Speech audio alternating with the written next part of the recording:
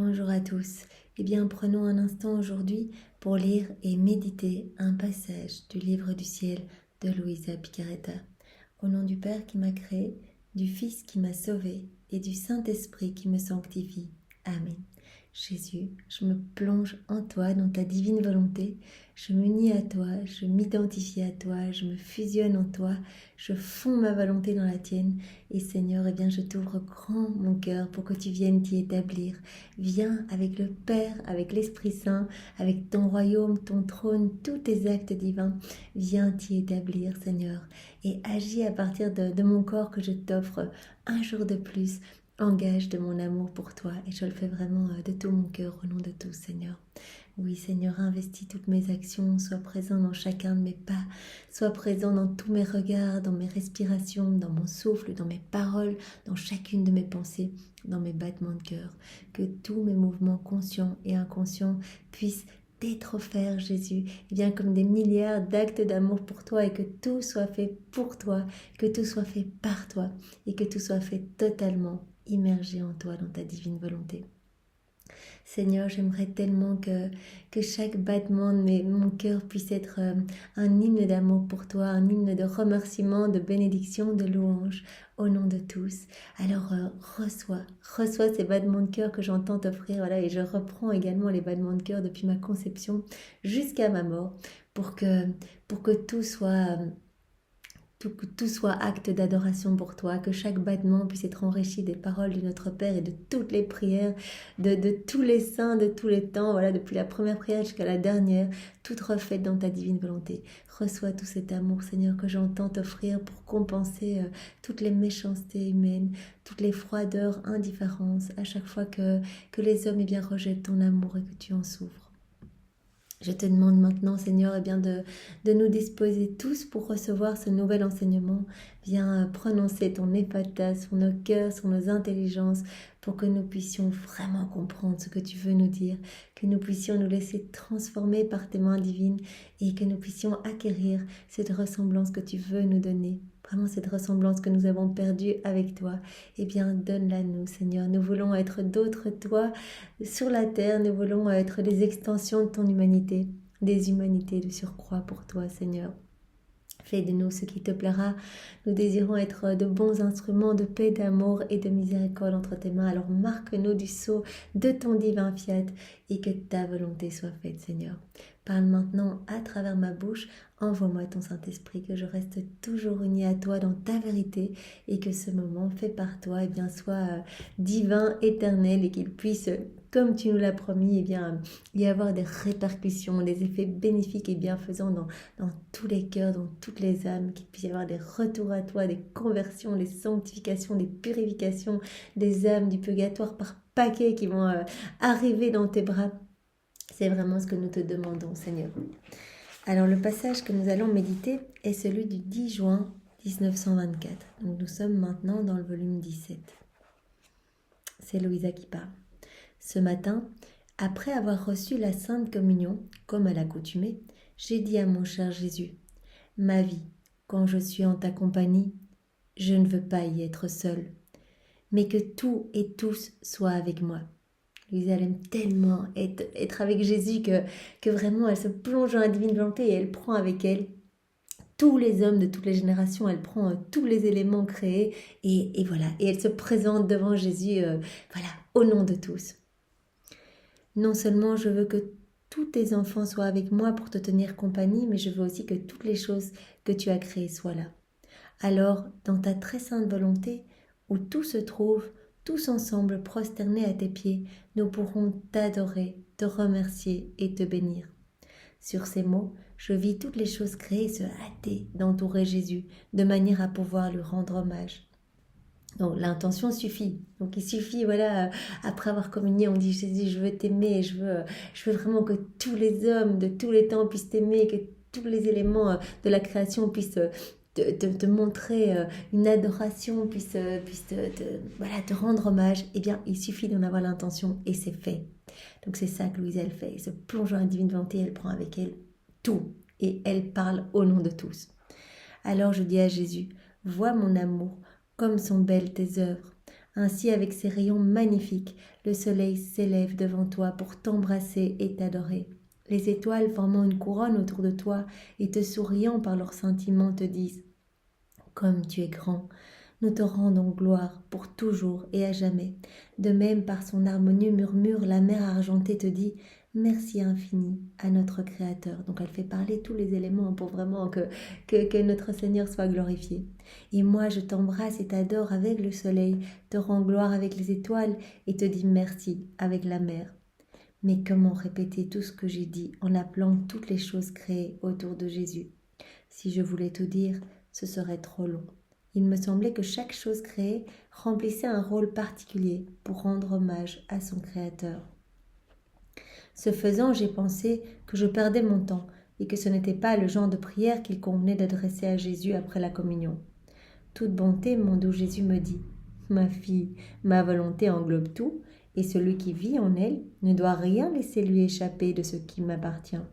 S'il néglige une seule chose, on peut dire qu'il n'accorde pas à ma volonté tout l'honneur et toute la gloire qu'elle mérite, et que sa vie en elle n'est pas complète. » Donc si on veut la plénitude de la vie dans la divine volonté, il faut faire ce genre de prière qui vraiment amène de la joie à Jésus, au Père et à l'Esprit Saint. Donc il faut vraiment parler au nom de tous. Nos prières, elles doivent être universelles. On doit donner de l'amour et de la gloire au nom de tous ceux qui n'en donnent pas, de tous ceux qui ne veulent pas de Jésus, de tous ceux qui l'offensent et qui se détournent de lui. Mais pas que, aussi au nom de toute la création. Donc on doit vraiment être le porte-parole. Dans toutes nos prières, on va dire, voilà Seigneur, je place mes je t'aime partout, dans chaque grain de sable, que chaque grain de sable puisse t'honorer, te bénir, te louer dans ta divine volonté. Je place mes je t'aime dans chaque étoile, comme elle l'a fait ici, dans le soleil, dans la mer, et vraiment faire parler tous les éléments. Vraiment pour qu'il y ait un hymne d'amour qui s'élève au pied de la Trinité. Voilà. Il ne donne pas. Donc si maintenant on néglige ces choses, voilà, dans la divine volonté il y a tout, et si on néglige de faire cela, eh bien on ne donne pas à la divine volonté un retour pour tout ce que celle-ci prodigue. Tout cet amour, etc., eh bien, Jésus appelle un retour. C'est toujours une histoire de flux et reflux d'amour. Donc, il y a son amour partout dans toute la création. L'amour de Dieu se trouve partout. Eh bien, il aimerait qu'il y ait un retour de cet amour. Qu'on puisse dire, je t'aime Jésus, eh bien, au nom de tout, je t'aime, au nom de chaque chose créée, au nom de chaque créature, etc. En fait, je donne tout à celui qui vit dans ma volonté et je lui manifeste mon amour d'une manière triomphale à travers mes œuvres. Celui-ci, quant à lui, doit me manifester son amour en empruntant le même chemin. Donc le chemin que Dieu emprunte, eh bien, il met son amour partout. Et finalement, l'âme qui vit dans la divine volonté, elle a cette conscience plus aiguisée, elle va avoir partout l'amour de Dieu. Ça, c'est une grâce que le Seigneur va lui donner. Il dit, bien, je veux que tu empruntes ce même chemin, pour me rendre tout cet amour au nom de tous. Ne serait-il pas réjouissant pour toi si, afin de te plaire, une personne que tu aimes te rendait hommage pour toutes les choses belles et variées que tu as accomplies, et que, en les disposant autour de toi et en te les montrant du doigt, une à une, elle te disait « Vois, ce sont tes œuvres, comme celle-ci est belle, comme cette autre est artistique, cette troisième est un véritable chef-d'œuvre, cette quatrième présente une superbe variété de couleurs, et cette autre est un véritable enchantement. » Jésus dit, mais toi, ça te ferait plaisir si quelqu'un plaçait tout ce que tu as fait autour de toi et venait complimenter chaque chose que tu as fait et venait te remercier pour ces choses. Quelle joie tu éprouverais et quelle gloire tu en tirerais. Eh bien, c'est ça qu'on est appelé à faire dans les rondes. Eh bien, c'est remercier le Seigneur pour tout ce qu'il nous a donné de magnifique, tout ce qui est porteur vraiment de son amour. Donc, on va se promener, on entend des petits piaillements d'oiseaux. Eh bien, on va dire, Seigneur, merci. Que chacun de ces petits piaillements soit un je t'aime, je t'adore, je te loue, je te bénis. Donc, on peut faire parler la création. Que chaque feuille qui tombe, eh bien, soit vraiment une chanson d'amour vers ton cœur, Seigneur, que vraiment que chaque herbe qui pousse soit une louange vers toi, que chaque petit insecte te dise merci, je t'aime, je t'adore. Voilà, donc c'est vraiment cela qu'il attend de nous pour recevoir une joie énorme et une gloire. Il en va ainsi pour moi. Celui qui vit dans ma volonté doit être en quelque sorte la palpitation de toute la création. Comme il englobe toutes les personnes et toutes les choses, lesquelles palpitent en lui en vertu de ma volonté, il doit former de toutes ces palpitations une seule palpitation, afin de me retourner à travers elles les palpitations de tous et de tout, et ainsi me retourner toute la gloire et tout l'amour qui sont sortis de moi. Donc, tout cet amour, toute cette gloire qui est sortie du cœur de Jésus pour chacun de nous, on doit lui rendre. Et donc, quand on est dans la divine volonté, on prend en nous, eh bien, tout, il y a tout dans la divine volonté, dont toutes les créatures, toute la création, etc. Donc, le Seigneur nous dit que voilà, l'âme qui s'abandonne entre ses mains, qui vit dans la divine volonté, va comprendre toutes les palpitations de tous les cœurs. Et donc, elle va devoir rassembler toutes ces palpitations en une seule, qui va rendre gloire au nom de tous. Donc c'est comme si en fait notre bouche était le haut-parleur de milliards et de milliards de bouches, d'éléments créés, etc. Donc vraiment pour pouvoir rendre toute la gloire qui est due à la Trinité. Ma fille, la vie dans ma volonté est très différente des autres formes de sainteté. Voilà pourquoi la manière de vivre dans ma volonté et les enseignements qui s'y rattachent ne peuvent pas être découverts. Donc c'est quelque chose de tout à fait nouveau. Louisa est la première à entendre parler de la vie dans la divine volonté. On peut chercher partout, on n'a jamais parlé de ça avant Louisa, donc c'est la première, c'est la chef de file, c'est elle qui va être la dépositaire de tout le royaume de la divine volonté. Eh bien, la vie dans la divine volonté, donc c'est recevoir vraiment la sainteté divine, recevoir la ressemblance avec son Créateur. Eh bien, il dit ça, c'est vraiment quelque chose de magnifique à laquelle tous les hommes sont appelés. Voilà, dès le départ, ils étaient appelés à cela. Et ils ont, de par la chute d'Adam, ils ont perdu un petit peu le chemin. Maintenant, je voudrais que toi, la première, tu m'aides à rassembler tous mes enfants pour qu'ils puissent reprendre cette place d'enfant de Dieu et se gorger à nouveau de moi, de divin, et vivre vraiment en union avec moi dans cette union sanctifiante. On peut dire que les autres formes de sainteté ne sont que des ombres de ma vie divine, alors que ma volonté en est la source. C'est-à-dire que toutes les autres formes de sainteté, les saintetés anciennes, donc l'exercice de vertu, etc., c'est une ombre par rapport à la sainteté divine que Jésus nous propose, puisque vraiment les autres formes de sainteté ont été acquises de manière humaine, donc ce sont des saintetés humaines. Par conséquent, sois attentive dans ta manière de vivre dans ma volonté, afin que par toi soit connue la vraie manière d'y vivre, ainsi que les enseignements précis qui s'y rattachent, et que ceux qui voudront vivre dans ma volonté puissent atteindre la vraie sainteté et la vie divine, et non pas seulement son ombre. Donc Jésus rappelle Louisa à la vigilance en disant, écris tout ce que je te dis, ne laisse aucun mot de côté, aucune phrase de côté, tout est important, parce que vraiment ce que je propose ici, c'est ma sainteté, c'est incroyable, c'est vraiment ce qu'il y a de plus beau. Donc les hommes, en se plongeant dans les écrits du ciel, dans les écrits que je t'ai infusés, par ma lumière divine, puissent être radicalement transformés, puissent s'abandonner entre mes mains, et que moi, je vienne défricher leur âme de toutes ces mauvaises choses qu'ils ont laissées à remplir en fait au fil des années. Tout ce qu'on a fait dans notre volonté propre, cela a rempli notre âme de ténèbres. Le Seigneur veut tout nettoyer pour nous donner sa lumière, pour nous donner sa sainteté, pour nous donner ses attributs. Et donc ça, c'est magnifique. Et il appelle Louisa justement à être consciente de la préciosité de tous ces enseignements. Quand j'étais sur la terre, comme mon humanité se trouvait dans ma divine volonté, elle n'a omis aucun travail, aucune pensée, aucune parole, etc., afin de couvrir tous les actes des créatures. Tout ce que Jésus faisait, bien sûr, dans la divine volonté, il nous voyait tous à travers les siècles, et il reprenait toutes nos actions, toutes nos pensées, tous nos regards, nos pas, nos paroles, tout ce qui était en rupture avec la divine volonté. Jésus le prenait, le vainquait avec sa volonté humaine, et le refaisait avec sa divine volonté. Donc rien ne lui a échappé. Vraiment, c'est pour cela que voilà, tout ce que nous faisons aujourd'hui en rupture avec la divine volonté, tout ce qui est vraiment teinté de notre orgueil, de notre volonté propre, cela cause une véritable mort à Jésus. Jésus a dû le prendre et a dû le souffrir en lui comme une mort, comme une véritable mort. On peut dire que j'ai une pensée pour chaque pensée. Donc il a vraiment tout refait, toutes nos pensées. Vous imaginez le nombre de pensées par jour qui n'ont aucun rapport avec Dieu. qui ne sont pas tournés vers les autres, mais plutôt vers les choses du monde, eh bien Jésus a dû tout refaire. On peut dire que j'ai eu une pensée pour chaque pensée, une parole pour chaque parole, etc. Afin que mon Père soit glorifié complètement et que les créatures reçoivent lumière, vie, bienfait et remède. Donc Jésus a tout refait au prix de toutes ses souffrances. Rappelons-nous que chaque fois, eh bien, cela a été une torture pour lui, des clous de feu, des épines de feu, des flagellations de feu à n'en plus finir.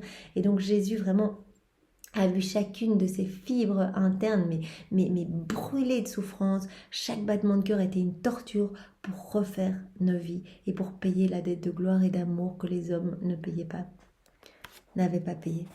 Tout se trouve dans ma volonté. Celui qui vit en elle doit englober toutes les créatures et parcourir tous mes actes en leur donnant une nouvelle teinte divine, puisée dans ma volonté, afin de me donner un retour pour tout ce que j'ai fait.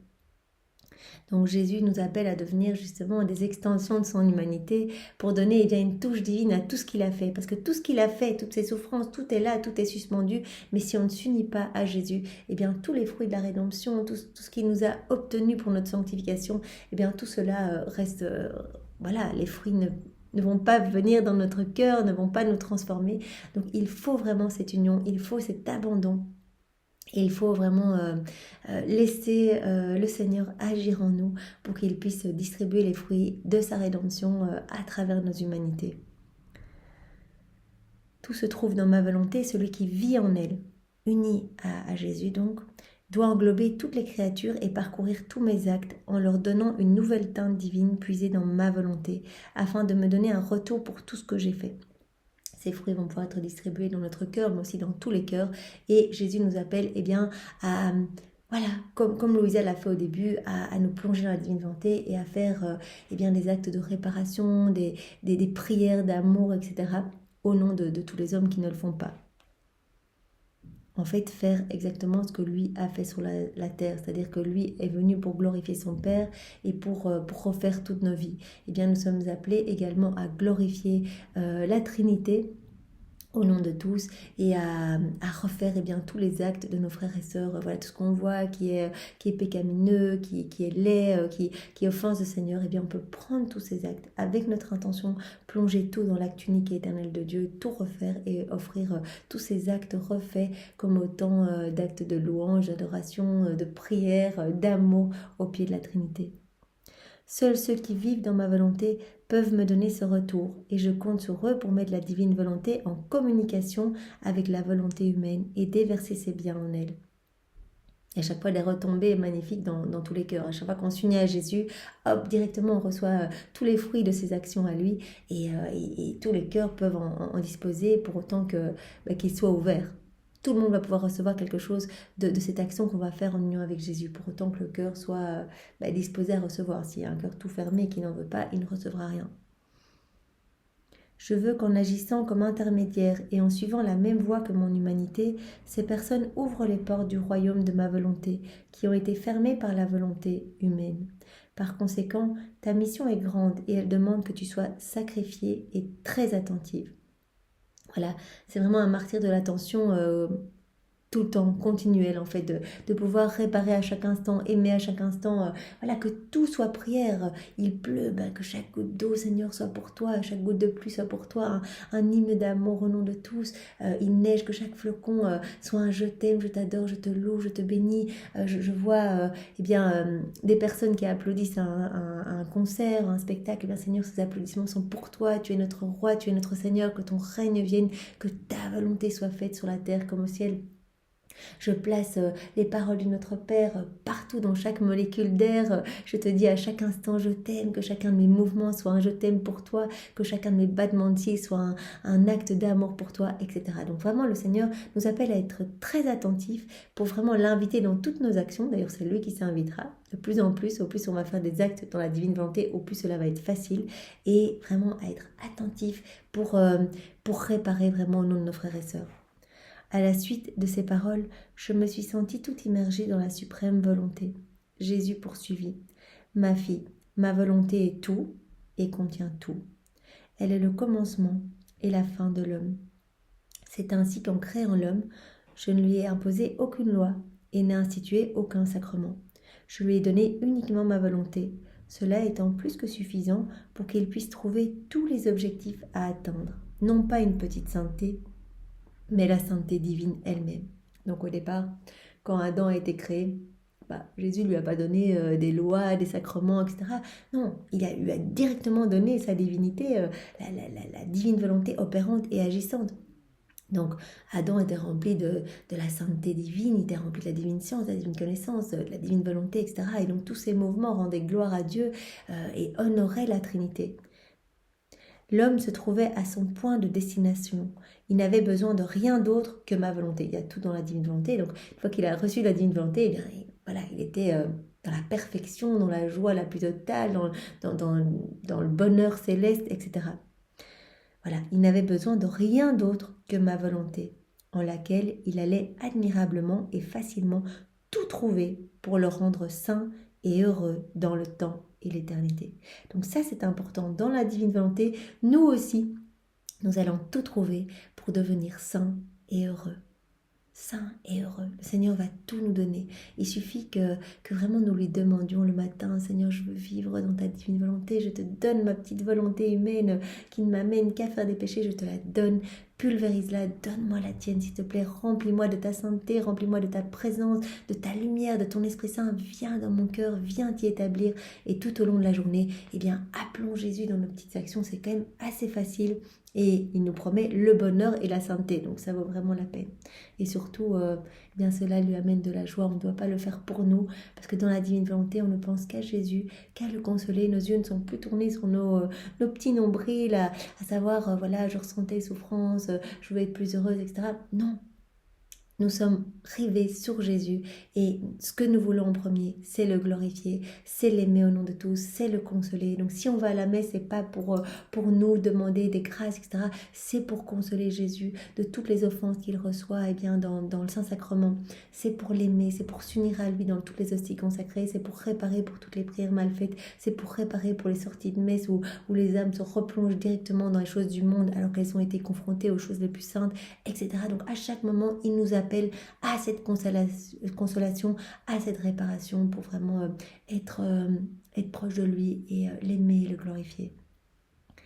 Voilà, si je lui ai prescrit des lois après des siècles, donc au départ, il n'y avait pas besoin de loi, pas besoin de sacrement, donc Adam, il avait tout.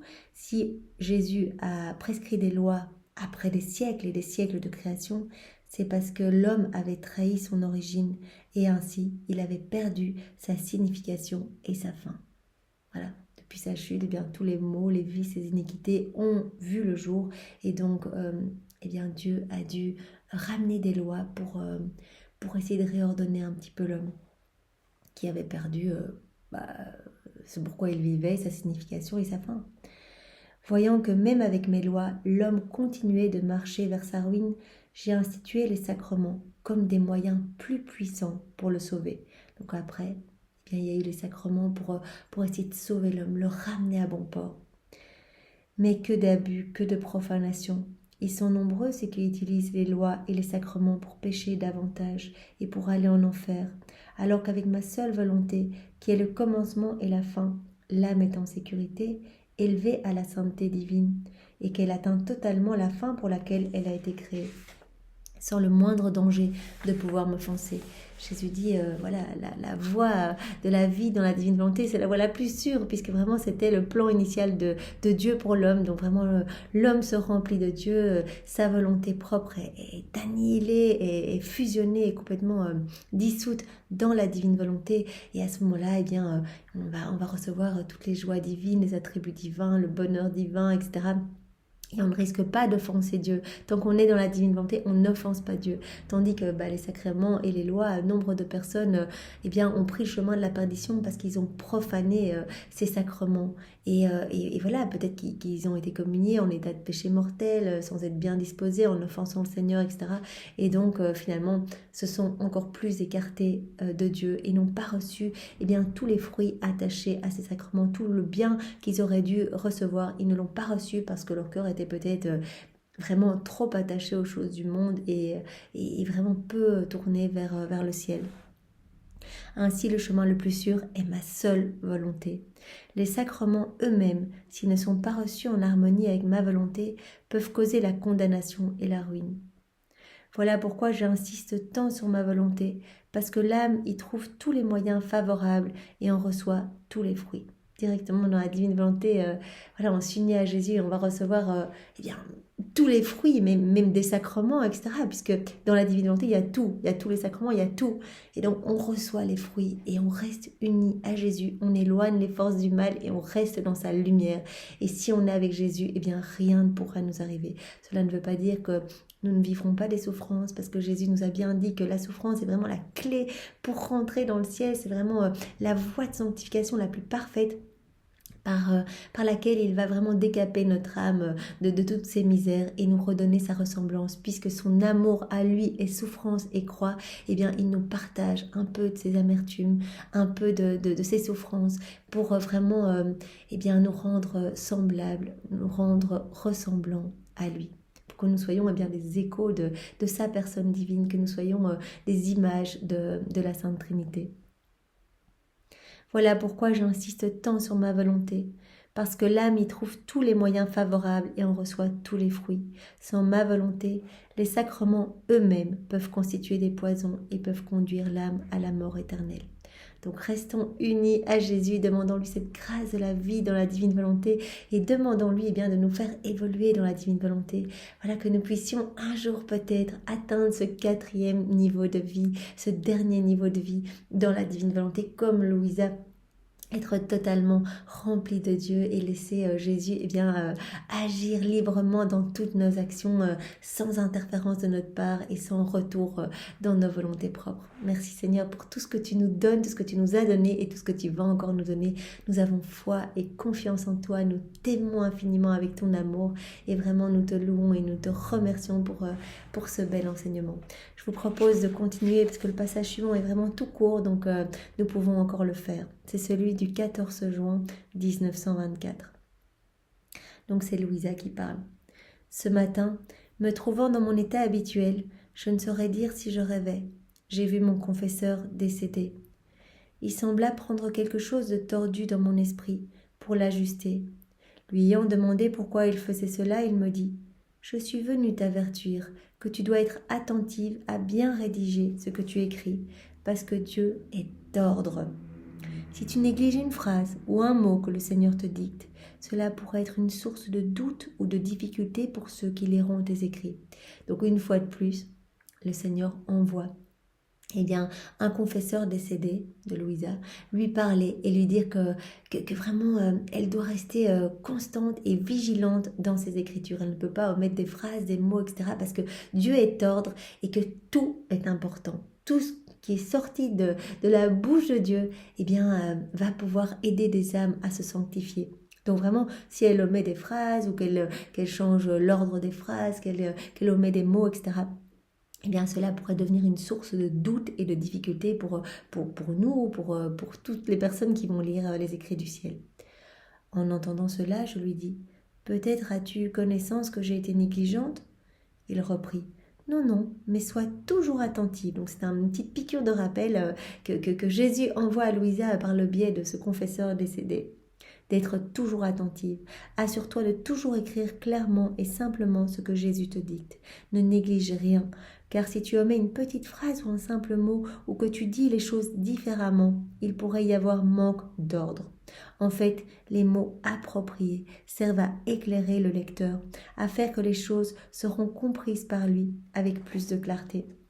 Si Jésus répète de manière différente, en prenant des nouveaux exemples, des différents exemples, etc., c'est pour toucher nos âmes, pour que vraiment qu'il puisse marteler dans nos cœurs eh bien, ces vérités divines et que ces vérités puissent grandir en nous et que nous puissions ne désirer qu'une chose, cette vie dans la divine volonté. Vraiment, tu ne dois pas changer les mots, tu ne dois rien changer. Chaque mot est béni et Jésus sait exactement ce qu'il fait.